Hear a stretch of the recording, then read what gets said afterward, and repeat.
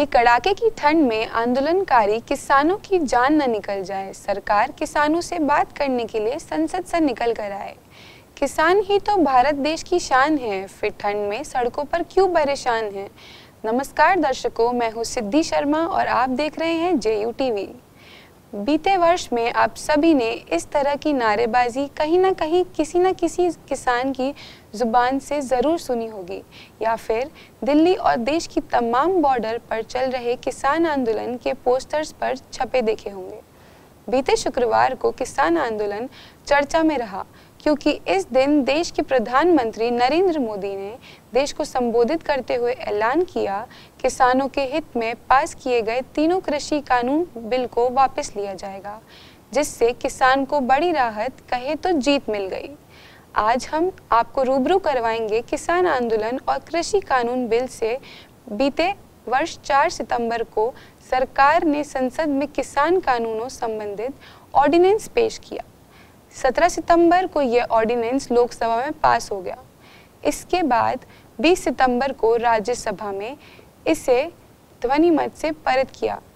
मोदी सरकार कृषि क्षेत्र में सुधार के 3 कानून लाई थी, जिस पर कई किसान संगठनों ने मिलकर इसका विरोध करना शुरू कर दिया।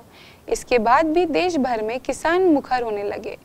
24 सितंबर को पंजाब 3 दिन के लिए रेल रोको आंदोलन शुरू किया और 25 सितंबर को ऑल इंडिया किसान संघर्ष कोऑर्डिनेंस कमेटी की पुकार पर देश किसान दिल्ली के लिए निकल पड़े। वहीं 26 सितंबर 2020 को किसानों ने कृषि कानूनों के विरोध आंदोलन शुरू कर दिया। हालांकि इसी भूमिका पहले से बननी शुरू हो गई थी।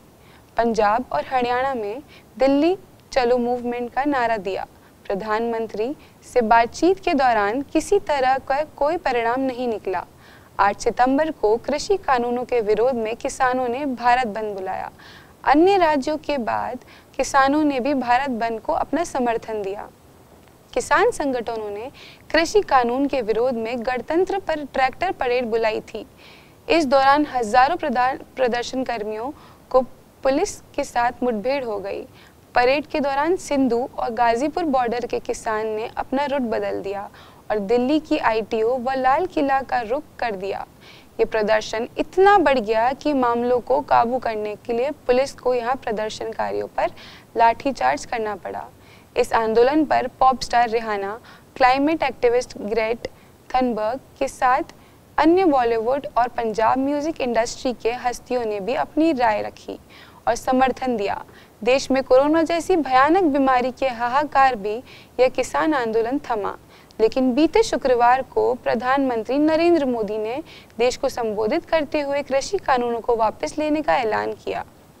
PM मोदी ने ऐलान करते हुए कहा, सरकार किसानों के कल्याण के लिए देश में कृषि जगत के हित में, गांव गरीब के हित में पूर्ण समर्थन भाव से कानून लेकर आई, लेकिन इतना पवित्र बात पूर्ण रूप से किसानों को हित में समझ नहीं आई। शायद हमारी तपस्या में ही कोई कमी हो गई। PM मोदी ने अपने संबोधन में कहा कि आज मैं पूरा देश को बताना आया हूँ कि हमने तीनों कृषि कानूनों को वापस लेने का निर्णय लिया है। इस महीने के अंत में शून्यकाल शुरू हो रहा है। सत्र में हम तीनों कानूनों को लेने की संवैधानिक प्रक्रिया को पूरा करेंगे। वही किसान नेता राकेश टिकैत ने ट्वीट कर कहा कि आंदोलन तब तक जारी रहेगा जब तक तीनों कानून सदन से रद्द नहीं हो जाते और MSP का कानून नहीं बन जाता। इसी कृषि कानून बिल और प्रधानमंत्री के बयान को लेकर हमारे रिपोर्टर ने जयपुर की जनता से बात की। प्रधानमंत्री नरेंद्र मोदी ने शुक्रवार को 9 बजे देश को संबोधित करते हुए ऐलान किया कि 3 कृषि कानून बिल को वापस लिया जाएगा। इसके कुछ समय बाद ही किसान संयुक्त मोर्चा की बैठक में ये तय हुआ कि जब तक कृषि कानून बिल संसद में रद्द नहीं किए जाएंगे तब तक वे आंदोलन को ख़त्म नहीं करेंगे। तो अभी हम पहुंच चुके हैं जयपुर के आम जनता के पास, तो आइए जानते हैं उनकी क्या राय है। नमस्कार, क्या नाम? मेरा नाम विशाल है। मैं कांग्रेस ब्लॉक इसमें इकाई अध्यक्ष हूँ छाक्षू से, और मेरे बड़े भैया अभी सरपंच है कोथूर। तो अभी कृषि कानून बिल को वापस लिया गया है प्रधानमंत्री द्वारा, तो इस पर आपकी क्या राय है? नहीं, राय तो यही है, क्या नाम से बिल तो वापस ले लिया उसने, लेकिन इसमें कौन सी सुनाई होगी? इसमें प्रॉपर कोई सुनाई हुई नहीं अभी इसके अंदर। MSP के मुद्दे पे बात की क्या मोदी जी ने? MSP के मुद्दे पे कोई बात की? नहीं की ना, बिल वापस लिए तो ये मजबूरी थी मोदी जी की, क्योंकि किसान डटे हुए थे बेचारे। कितने किसानों ने तो इसमें अपने जैसे ठंड के मारे मर गए, कितने किसान मर गए इसमें। एक बार भी उनके साथ जाके कॉन्फ्रेंस में बात नहीं की था। योगेंद्र यादव की जो विज्ञान भवन में दिल्ली में उसमें बात हुई थी, उसमें उसका कोई समाधान नहीं हुआ। उस टाइम उन्होंने बात करी, मुद्दा उठाया, उसके बारे में विचार। रही बात ये तीनों जो बिल वापस लिया ना, इसमें अभी कोई प्रॉपर सुझाव नहीं है इसमें। ये तो इसकी मजबूरी है लेना, तो कि चुनाव हो गए यूपी के सारे, इसकी मजबूरी है। सबसे बड़ी बात तो ये है।